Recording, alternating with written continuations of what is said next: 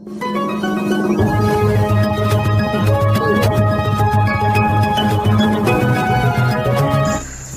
शहरात रस्ते अपघातांची संख्या दिवसेंदिवस वाढत चालली आहे। याच पार्श्वभूमीवर जुना बोरामणी नाका चौकात काल गुरुवार दिनांक 16 जुलै 2026 रोजी एक दुर्दैवी अपघात घडला।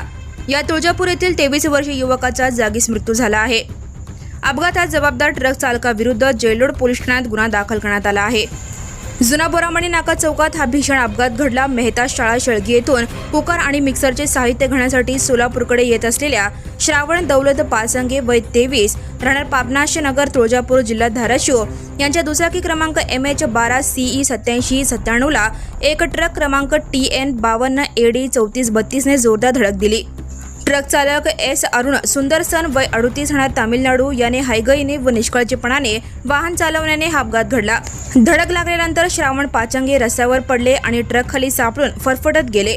यात त्यांना छाती, पोट आणि बरगडीला गंभीर दुखापत झाली आणि त्यांचा जागीच मृत्यू झाला। मृत युवकाचे भाऊ सचिन दौलत पाचंगे वय 21 यांनी दिलेल्या फिर्यादीवरून जेलरोड पोलीस ठाण्यात ट्रक चालक S अरुण सुंदरसन यांच्यावर गुन्हा दाखल करण्यात आला आहे। या प्रकरणाचा अधिक तपास पोलीस उपनिरीक्षक मस्के करत आहेत।